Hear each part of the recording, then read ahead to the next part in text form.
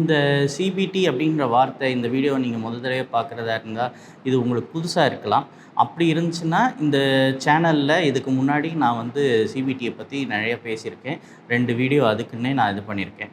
சுருக்கமாக சொன்னால் சிபிடி அப்படின்றது காக்னிட்டிவ் பிஹேவியர் தெரப்பி. திங்கிங் அப்படின்னு எடுத்துக்கிட்டோம்னா அவங்களுடைய அடிப்படை திங்கிங் வந்து 4 வகையாக பிரிக்கலாம். ஒன்று வந்து கான்சிக்வென்சஸ், தூக்கமின்மையுடைய விளைவுகளை பற்றின பயங்கள். 2வது ஒரீஸ், அதாவது தூக்கமின்மை அப்படின்றத பற்றின கவலைகள், அதை ஒட்டின கவலைகள். 3வது எக்ஸ்பெக்டேஷன்ஸ், தூக்கம் பற்றின அவங்களுடைய தவறான புரிதல்கள், தவறான எதிர்பார்ப்புகள்.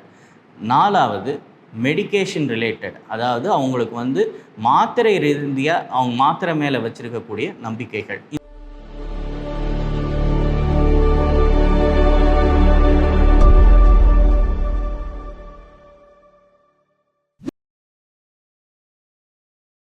பொதுவாக தூக்கமின்மை இருக்கிறவங்க டக்குன்னு பெட்டை விட்டு எந்திரிக்க மாட்டாங்க. நைட்டு படுத்துட்டாங்கன்னா காலையில் அவங்களுக்கு தூக்கம் வந்தாலும் சரி வரலைன்னாலும் சரி அவங்க ரொம்ப நேரம் பெட்டில் இருக்கிறதுக்கே நினைப்பாங்க. அதே மாதிரி கிடைச்ச சந்தர்ப்பத்திலெல்லாம் போய் பெட்டில் படுத்துப்பாங்க. இதனோட அடிப்படை என்ன அப்படின்னா வந்து அவங்களுக்கு வந்து என்ன நம்பிக்கைன்னா நமக்கு வந்து தூக்கம் ஸ்லீப் ஆப்பர்ச்சுனிட்டின்னு சொல்லுவாங்க. அதாவது தூங்கக்கூடிய வாய்ப்பு நம்ம வந்து நிறையா கொடுத்தோம்னா நமக்கு தானாக தூக்கம் வந்துடும் அப்படின்னு சொல்லி நினைக்கிறது. அது கண்டிப்பாக கிடையாது. நம்ம அந்த மாதிரி படுக்கும்போது நம்ம வந்து படுக்கையை வந்து தூக்கமின்மையோடு அசோசியேட் பண்ணுறோம். அதை வந்து நமக்கு வந்து அப்போ என்ன ஆகும், நமக்கு படுக்கையை பார்த்தாலே வந்து நமக்கு வந்து ஒரு தூக்கமின்மை இருக்கிறது தான் ஞாபகம் வரும். நமக்கு அந்த எண்ணங்களும் கவலைகளும் தான் ஞாபகம் வரும். அதுவே வந்து நம்ம தூக்கமின்மையை இன்க்ரீஸ் பண்ணும். அடுத்த விஷயம், அவங்க வந்து ரொம்ப தூங்குறதுக்கு முயற்சிப்பாங்க. நான் வந்து கண்ணை மூடி 100 வரைக்கும் எண்ணுறேன், இது பண்ணுறேன், அது பண்ணுறேன், என்னென்னமோ செஞ்சு பார்க்குறேன், எனக்கு தூக்கமே வரலன்பாங்க. நான் அதான் சொல்லுவேன், இதெல்லாம் செஞ்சதுனால தான் உங்களுக்கு தூக்கமே வரலன்னு சொல்லுவேன். இன்ஃபேக்ட் வந்து என்னென்னா அந்த மாதிரி முயற்சிக்கும் போது என்ன ஆகுதுன்னா நமக்கு பதட்டம் ஜாஸ்தி ஆகுது. ஸோ அதனாலேயே வந்து நமக்கு வந்து தூக்கம் கெட்டு போகும். 3வது அவங்களுக்கு வந்து என்ன பண்ணுவாங்க, நம்ம வந்து விட்ட தூக்கத்தை பிடிக்கணும் அப்படின்னு சொல்லிட்டு வீக்கெண்ட் ஆச்சுன்னா வந்து அவங்களுக்கு வந்து இப்போ சப்போஸ் வாரம் முழுக்க சரியாக தூங்கலைன்னா வீக்கெண்ட் ஆச்சுன்னா சேர்த்து வச்சு நிறையா தூங்குறது, நிறையா படுத்துக்கிட்டே இருக்கிறது, டைம் வந்து பெட்டில் நிறையா ஸ்பெண்ட் பண்ணுறது, இந்த மாதிரி விஷயங்கள்லாம் பண்ணுவாங்க. இந்த மாதிரி விஷயங்கள் பண்ணுறதுனுடைய விதம் என்ன ஆகும்னா நம்மளுடைய நல்ல தூக்க பழக்கம்ன்றதே சுத்தமாக கெட்டு போயிடும். அப்போ அதனாலேயே வந்து நமக்கு வந்து தூக்கமின்மை வந்து ஜாஸ்தியாகும். அது இல்லாமல் இன்னொரு முக்கியமான விஷயம் என்ன அப்படின்னா வந்து மதியம் தூக்கம். மதியம் வந்து நம்ம வந்து இந்த தூக்கம் வரல, நான் அதனால் மதியம் வந்து ஒரு 1 or 2 hours நான் தூங்கிடுவேன் சார், அவ்வளோதான் அப்படிம்பாங்க. அந்த 1 or 2 hours தூங்குறதே வந்து நம்ம உடம்பை ரொம்ப கெடுக்கும். ஸோ இந்த மாதிரி இது இல்லாமல் அவங்களோட அடுத்த சில விஷயங்கள் என்னென்னா, நான் ஏற்கனவே சொன்ன மாதிரி மெடிசின்ஸ் எடுத்துக்கிறது, அன்னெசரியாக வந்து டைம் செக் பண்ணிக்கிட்டே இருக்கிறது, தூங்கிட்டோமா நல்லா தூங்கிட்டோமான்னு இது பண்ணுறது, நாள் முழுக்க வந்து அதை பற்றியே யோசிச்சுட்டு இருக்கிறது, அந்த யோசிச்சுட்டு அது பற்றின விஷயங்கள் அடாப்ட் பண்ணுறது, இந்த மாதிரியெல்லாம் செய்யும்போது நமக்கு வந்து என்ன ஆகும், நம்மளுடைய நம்பிக்கை, நம்ம நல்லா தூங்கிட்டோம் அப்படின்ற அந்த நம்பிக்கை வந்து ரொம்பவே குறைஞ்சி போயிடும். அந்த மாதிரி குறையிறது வந்து நம்மளை வந்து தூக்கமின்மைக்கு தான் இன்னும் ஜாஸ்தி பண்ணும். ஸோ இந்த விஷயங்களை தான் வந்து நம்ம வந்து சிபிடிஐயில் மாற்ற பார்ப்போம். அது எப்படி பண்ணுவோம் அது அடுத்து பார்ப்போம். பொதுவாக சிபிடிஐயோட கோர் காம்பனண்ட் அப்படின்னு சொல்லி 4 விஷயங்களை நாங்கள் சொல்லுவோம். முதல் விஷயம் என்ன அப்படின்னா வந்து ஸ்லீப் ஹைஜீன். அதாவது நமக்கு வந்து தூக்கத்துக்கு வந்து ஒரு சில நல்ல பழக்கங்கள், தூக்க வழிமுறைகள்னு சொல்லுவோம். அந்த சில நல்ல பழக்கங்கள் நம்ம வந்து ஃபாலோ பண்ணோம். இந்த சீரீஸை நீங்கள் முதல்லேருந்தே பார்த்துட்டு இருந்தீங்கன்னா இதை பல இடத்துல நான் சொல்லிகிட்டே இருந்திருப்பேன். இருந்தாலும் ஒரு கொஹிரெண்ட்டாக நான் திருப்பி சொல்கிறேன். அதை வந்து நம்ம வந்து சில கமாண்ட்மெண்ட்ஸ் மாதிரி நம்ம யோசிக்கலாம். முதல் விஷயம் வந்து என்னென்னா, தூங்க போகிற நேரமும் தூங்கி எழுந்திருக்கிற நேரமும் கட்டாயமாக ஒரே மாதிரி இருக்கணும். இதில் நான் வந்து சேர்க்குற இன்னொரு முக்கியமான விஷயம் என்னென்னா, தூங்க போகிற நேரம் கூட முன்ன பின்ன இருந்தாலும் பரவாயில்ல, எழுந்திருக்கிற நேரம் என்றைக்குமே கான்ஸ்டண்ட்டாக வச்சுக்கணும். அந்த கான்ஸ்டன்சி ஆஃப் இது இருந்துச்சுன்னா தான் நமக்கு வந்து தூங்க டைம், நம்ம இப்போ எத்தனை மணிக்கு தூங்கினாலும் எழுந்திருக்கிற இந்த நேரத்துக்கு நான் எந்திரிச்சிருவேன் அப்படின்னு இருந்தால் அன்னைக்கு விட்ட தூக்கம், அன்னைக்கு வராதது வந்து அடுத்த நாளுக்கு வந்து சேர்த்து வச்சு வரும். அதுக்கு பேர் ஸ்லீப் டெப்ட்னு சொல்லுவாங்க. அது வந்து இன்க்ரீஸ் ஆகும். அதுக்கு நமக்கு அடுத்த நாள் வந்து சேர்த்து வச்சு நமக்கு தூக்கம் வரும்.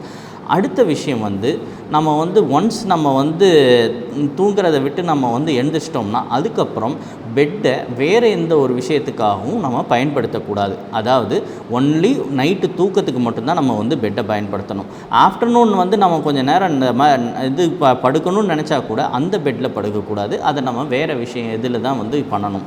இந்த இது எதுக்காக அப்படின்னா நமக்கு அந்த தூக்கத்தை வந்து அதோட அசோசியேட் பண்ணுறதுக்காக. அடுத்த விஷயம், நம்ம வந்து இதில் பகல் தூக்கத்தை வந்து முடிஞ்ச அளவுக்கு அவாய்ட் பண்ணணும். நான் ஏற்கனவே சொன்ன மாதிரி பகலில் தூங்கிட்டோம்னா நமக்கு நைட்டு தூக்கம் வராது. அதனால் அதை கண்டிப்பாக அவாய்ட் பண்ணணும். காஃபி, டீ, இந்த ஸ்மோக்கிங் இதெல்லாம் வந்து கண்டிப்பாக அவாய்ட் பண்ண வேண்டிய விஷயங்கள். அதே மாதிரி வந்து இருக்கிற பெட்ரூம் வந்து நம்ம வந்து ஒரு நல்ல ஒரு டெம்பரேச்சரோட, நல்ல ஒரு இதோட நம்ம பெட்டும் வந்து நமக்கு ஏற்ற மாதிரியான பெட்டிங் இதோட நம்ம வந்து படுக்கிறது வந்து ரொம்ப முக்கியம். இதுக்கடுத்த மிக முக்கியமான விஷயம் வந்து என்னென்னா, நம்ம தூங்க போகிறதுக்கு முன்னாடி நமக்கு ஒரு கரெக்ட் பெட் டைம் ரொட்டீன் வந்து இருக்கணும். பொதுவாக வந்து அது வந்து ஒரு நல்ல மியூசிக் கேட்குறதா இருக்கலாம், இல்லை சிலருக்கு வந்து குளிச்சுட்டு வரதா இருக்கலாம், சிலருக்கு வந்து ஒரு நல்ல வார்ம் வாட்டரில் குளிச்சுட்டு வரதா இருக்கலாம், சிலருக்கு வந்து நல்ல ஒரு புக்கு படிக்கிறதா இருக்கலாம். ஏதோ ஒன்று நமக்கு ஒரு பெட் டைம் ரொட்டீன் அப்படின்னு சொல்லி ஒன்று வச்சுக்கணும். இதெல்லாமே வந்து ரொம்ப ரொம்ப முக்கியமான விஷயங்கள். இதுதான் வந்து ஸ்லீப் ஹைஜீன் மெஷர்ஸ்ன்னு சொல்லுவோம். பல சமயம் இதை வந்து அவங்க தூக்கமின்மையில் வந்து நம்ம ஃபாலோ பண்ண மாட்டோம். இதை ஃபாலோ பண்ண சொல்கிறது தான் ஃபஸ்ட் ஸ்டெப். அடுத்த ஸ்டெப் என்ன அப்படின்னா, அது வந்து நம்ம வந்து பேசிக்காக வந்து ஒரு அசஸ்மெண்ட் பண்ணிட்டு தான் அந்த ஸ்டெப்பை ஃபாலோ பண்ண முடியும். அந்த அசஸ்மெண்ட்னால் என்ன? பொதுவாக நீங்கள் சிபிடிஐக்கு வந்தோடனே உங்களுக்கு நாங்கள் வந்து ஸ்லீப் டைரி அப்படின்னு ஒன்று கொடுப்போம். இந்த ஸ்லீப் டைரினா ஒன்றும் பெரிய விஷயம் இல்லை. இந்த படத்தை பாருங்கள்.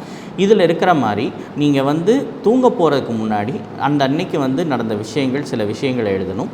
அதே மாதிரி தூங்கி எந்திரிச்சதுக்கப்புறம் அதில் தூங்கி அந்த அன்னைக்கு நைட்டுக்கு நடந்த விஷயங்கள், சில விஷயங்கள் எழுதணும். என்னென்ன விஷயங்கள்? தூங்க போகிறதுக்கு முன்னாடி அன்னைக்கு வந்து நீங்கள் வந்து என்ன பகலில் எவ்வளோ நேரம் தூங்குனீங்க, அந்த அன்னைக்கு வந்து உங்களுக்கு வந்து எவ்வளோ டயர்டாக இருந்துச்சு, அதில் வந்து உங்களுக்கு வந்து மதியம் வந்து எதுவும் காஃபி, டீ எவ்வளோ குடிச்சிங்க, இந்த மாதிரியான விஷயங்கள் வந்து அந்த அன்னைக்கு நடந்த விஷயங்கள் வந்து எழுதணும். அடுத்து தூங்கி எந்திரிச்சதுக்கப்புறம் நைட் எத்தனை மணிக்கு படுத்தீங்க, அதாவது பெட்டுக்கு போன டைம், நைட் எத்தனை மணிக்கு வந்து காலையில் எத்தனை மணிக்கு எந்திரிச்சிங்க, அதாவது பெட்டை விட்டு வெளியே எழுந்த டைம், தோராயமாக நீங்கள் வந்து தூங்க போன டைம் எவ்வளவு.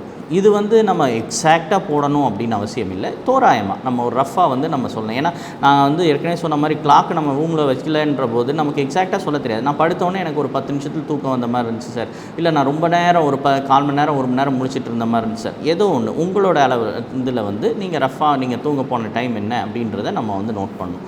இந்த இது பண்ணிவிட்டு நம்ம வந்து இந்த 3 டைமும் வந்து ரொம்ப ரொம்ப முக்கியம். இதை வந்து நம்ம வச்சு தான் வந்து நம்ம உங்களுடைய ஸ்லீப் எஃபிஷியன்சி அப்படின்னு சொல்லி நம்ம வந்து கால்குலேட் பண்ணுவோம். இந்த ஸ்லீப் எஃபிஷியன்சினா என்ன? நீங்கள் உங்கள் பெட்டில் படுத்து எவ்வளோ நேரம் உங்களால் தூங்க முடியுது அப்படின்றத கால்குலேட் பண்ணுவோம். அதை வந்து 85% மேலே மெயின்டைன் பண்ணுறதுக்கு தான் வந்து அடுத்த ஸ்டெப்பில் நம்ம ட்ரீட்மெண்ட் அப்படின்னு சொல்லி சொல்லுவோம். இந்த ட்ரீட்மெண்ட்டுக்கு என்ன பேருனா டைம் இன் பெட் ரெஸ்ட்ரிக்ஷன் சொல்லுவோம், இல்லைனா ஸ்லீப் ரெஸ்ட்ரிக்ஷன் சொல்லி சொல்லுவோம். அதாவது என்னென்னா வந்து நீங்கள் வந்து படுக்க போகிற டைம் உங்களுக்கு இவ்வளோ தான். உங்களுக்கு வந்து ஃபார் எக்ஸாம்பிள் நீங்கள் வந்து 8 மணி நேரம் பெட்டில் படுத்துருக்கீங்க, அதில் வந்து நீங்கள் வந்து 3 மணி நேரம் தான் தூங்குறீங்க அப்படின்னா உங்களுக்கு வந்து தூக்கம் தேவை தூங்குகிற நேரம் 3 மணி நேரம்ன்றதை வந்து நீங்கள் வந்து கம்ப்ளீட்டாக தூங்குனீங்கன்னா உங்களுக்கு வந்து தூக்கத்தில் வந்து கான்ஃபிடென்ஸ் வரும். இல்லை நான் 8 மணி நேரம் படுத்துட்டு அதில் 5 மணி நேரம் நான் ஒரி பண்ணிட்டு தான் இருக்கேன்னா உங்களுக்கு கான்ஃபிடென்ஸ் இருக்காது. அதனால் தூங்க போகிற அந்த 3 மணி நேரத்தை மட்டும்தான் உங்களுக்கு நாங்கள் அலாட் பண்ணுவோம். ஸோ அப்போ என்ன பண்ண சொல்லுவோம்னா, நீங்கள் வந்து பெட்டுக்கு போகிற டைமே வந்து அந்த டயத்தில் தான் இது பண்ணணும். நான் ஏற்கனவே சொன்ன மாதிரி எழுந்திருக்கிற டைம் கான்ஸ்டன்ட், அந்த டயத்தை வந்து நீங்கள் ஃபிக்ஸ் பண்ணிக்கணும். ஃபார் எக்ஸாம்பிள் நான் 6:30 எந்திரிக்க போகிறேன் அப்படின்னா எனக்கு வந்து தூக்கம் வர்றது 3 மணி நேரம் தான் வருதுன்னா நான் வந்து 3:30 வரைக்கும் வந்து நம்ம வந்து இது பண்ணணும், 3:30 மணிக்கு போல் தான் வந்து நம்ம தூங்கணும் அப்படின்ற மாதிரி வச்சுக்கிறது. பொதுவாக இதுக்கு நாங்கள் ரொம்ப ரெஸ்ட்ரிக்ட் பண்ண மாட்டோம். அட்லீஸ்ட் 4 to 5 ஹவர்ஸ் தூக்கம் இருக்கிற மாதிரி தான் வரும். ஸோ அந்த அளவுக்கு வந்து நம்ம தூங்கினா போதும் அப்படின்னு. ஸோ அப்போ என்னென்னா 10 மணிக்கு நம்ம போய் படுக்க சொல்ல மாட்டோம். டிலே ஆன்செட், நீங்கள் வந்து 10 மணின்றது தூக்கம் வரும்போது போய் அங்கே படுங்க அப்படின்னு சொல்லுவோம். அப்படி தூக்கம் வரும்போது அந்த பாயிண்ட் வந்து நீங்கள் இப்போ ஃபார் எக்ஸாம்பிள் நீங்கள் வந்து ஒரு 12 மணி 1 மணிக்கு தான் தூக்கம் வருதுன்னா அந்த டயத்துக்கு தான் நீங்கள் அங்கே போய் படுக்கணும். அந்த நாங்கள் குறித்து கொடுத்துருக்க டயத்துக்கு தான் படுக்கணும். அந்த டயத்துக்கு முன்னாடி தூக்கம் வந்தால் கூட நீங்கள் போய் படுக்கக்கூடாது. அந்த நேரம் வரும்போது தான் போய் படுக்கணும். அப்படி படுத்திங்கன்னா உங்களுக்கு வந்து நல்லா தூக்கம் வரும்போது நீங்கள் நல்லா தூங்கிடலாம். ஸோ இந்த மாதிரி வந்து நம்ம வந்து பண்ணும்போது இதில் நிறைய விஷயங்கள் இருக்குது. அதெல்லாம் வந்து இண்டிவிஜுவல் பேஷண்ட் டு பேஷண்ட் பேசிஸில் நிறைய டீட்டெயில் இது பண்ணுவோம். அந்த இதில் பண்ணும்போது என்னாகும், உங்களோட ஸ்லீப் டைம் எஃபிஷியன்சி வந்து கொஞ்சம் கொஞ்சமாக இம்ப்ரூவ் ஆகும். அதாவது பெட்டில் படுத்த அதில் உட்காந்து ஒரி பண்ணுற டைம் வந்து குறைஞ்சிக்கிட்டே வரும். ஸோ டைம் இன் பெட்டை வந்து அப்படி கொஞ்சம் கொஞ்சமாக இன்க்ரீஸ் பண்ணிக்கிட்டே வரும். ஒரு கட்டத்தில் வந்து நமக்கு வந்து நல்லா வந்து தூக்கம் வந்துடும். ஸோ இது வந்து நம்ம சொல்லும்போது ரொம்ப ஒரு வித்தியாசமாக இருக்கும், என்னடா இது இப்படிலாம் பண்ண முடியுமான்னு. ஆனால் one of the proven method. இதை வந்து பண்ணும்போது அதை வந்து அனுபவிக்கும் போது தான் வந்து அதை வந்து புரிஞ்சிக்க முடியும். அடுத்த முக்கியமான விஷயம் என்னென்னா வந்து ஏற்கனவே நான் சொன்ன மாதிரி ஸ்டிமுலஸ் கண்ட்ரோல். நம்ம வந்து இந்த இது எல்லாத்தையும் வந்து பெட்டை மட்டும் வந்து தூக்கத்துக்கு மட்டும் யூஸ் பண்ணுறது. அதே மாதிரி இன்னொரு விஷயம் என்ன அதில் சிபிடியில் பண்ணுவோம் அப்படின்னா வந்து ரிலாக்ஸேஷன் ட்ரைனிங். நமக்கு வந்து தூக்கத்துக்கு போது நமக்கு பதட்டம் வரும்போது உடல் ரீதியாக மாற்றங்கள் வரும். அந்த படபடப்பு இதெல்லாம் சரி பண்ணுறதுக்கு relaxation training and mindfulness training அதுவும் வந்து பார்ட் ஆஃப் சிபிடிஐயில் கொடுப்போம். உங்களுக்கு வந்து உங்களுடைய உணர்வுகளை ஐடென்டிஃபை பண்ணி அதை வந்து குறைக்கக்கூடிய ஒரு மெத்தட். இது ரெண்டும் இல்லாது கடைசியாக மிக முக்கியமானது தான் வந்து காக்னிட்டிவ் தெரப்பி. அதாவது உங்களுடைய எண்ணங்களை பற்றி உங்கள்கிட்ட கேள்வி கேட்டு, இந்த நம்பிக்கைகள் பற்றி நான் சொன்னேன் இல்லையா, அதை எலிசிட் பண்ணி அந்த எண்ணங்களை பற்றி கேட்டு அதை வந்து சேலஞ்ச் பண்ணி அதை மாற்றுற விஷயம். ஸோ இந்த காம்பனண்ட்ஸ் எல்லாம் சேர்ந்தது தான் வந்து சிபிடிஐ அப்படின்னு சொல்லுவோம். இந்த காம்பனண்ட்ஸ் எல்லாம் சேர்ந்து செய்யும்போது கிடைக்கிற முன்னேற்றம் தூக்கத்தில் கிடைக்கிற முன்னேற்றம் அப்படின்றது லைஃப் லாங் நீடிச்சிருக்கு அப்படின்றது வந்து ஏகப்பட்ட ரிசர்ச்சில் ப்ரூவ் பண்ணப்பட்ட விஷயம். சரி, ஃபைனலாக நான் இந்த இன்ட்ரோடக்ஷன்லேயே சொன்ன மாதிரி, சரி சார் இந்த தெரப்பி இவ்வளோ யூஸ்ஃபுல்லாக இருக்குன்னா ஏன் வந்து நீங்கள் வந்து இதில் ஏதோ ஒரு சிக்கல் இருக்குதுன்னு சொன்னீங்களா, அது என்ன அப்படின்னு கேட்குறீங்களா? ரொம்ப சிம்பிளான சிக்கல் தான். ஆனால் வந்து அது வந்து ரொம்ப கஷ்டமான ப்ராக்டிக்கலாக பார்க்கும்போது ரொம்ப கஷ்டமாக இருக்கும். என்ன சிக்கல் அப்படின்னா அட்ஹரன்ஸ். என்ன அட்ஹரன்ஸ்னால் என்ன? சிபிடிஐ வந்து ரொம்ப ஸ்ட்ரக்சர்டு தெரப்பி. அதை வந்து நம்ம வந்து அந்த இது பிரகாரம் ஃபாலோ பண்ணால் தான் அதில் நமக்கு வந்து ஒரு இம்ப்ரூவ்மெண்ட் கிடைக்கும். அது பிரகாரம் ஃபாலோ பண்ணுறதுன்றது பல பேருக்கு கஷ்டமாக இருக்கும். முதல் கஷ்டம் வந்து இந்த ஸ்லீப் டைரியிலேயே ஆரம்பிக்கும். வந்தோடனே ஸ்லீப் டைரி எழுத சொன்னோம்னா பாதி சமயம் எழுத மாட்டாங்க, கடைசி நிமிஷத்தில் எழுதிட்டு வருவாங்க. இல்லை அவங்களோட டேட்டா வந்து சும்மா ஏதோ ஒன்று கிரிக்கிட்டு வர்றது, இந்த மாதிரிலாம் இருக்கும். ஸோ இந்த மாதிரி அது மட்டும் இல்லாமல் டைம் இன் பெட் ரெஸ்ட்ரிக்ஷன் வந்து ஃபாலோ பண்ணுறது நிறைய பேருக்கு ரொம்ப கஷ்டமாக இருக்கும். அதில் கொஞ்சம் கஷ்டம் வந்தோடனே ஆமாம் இவ்வளோ கஷ்டப்பட்டு எதுக்கு நான் இது பண்ணுறது, அதுக்கு பேசாமல் ஒரு மாத்திரையை போட்டு போகலாம் அப்படின்னு சொல்லி விடுறவங்க தான் நிறைய பேர் இருக்காங்க. ஆனால் நல்லா புரிஞ்சுக்கோங்க, மறுபடியும் சொல்கிறேன், மாத்திரை போட்டு இந்த தூக்கமின்மையை ஃபுல்லாக சரி பண்ணவே முடியாது. நமக்கு இந்த மாதிரியான விஷயங்கள் செய்யும்போது கிடைக்கிற முன்னேற்றம் தூக்கத்தில் கிடைக்கிற முன்னேற்றம் ரொம்ப வந்து நமக்கு வந்து லைஃப் லாங் நீடிக்கக்கூடியது.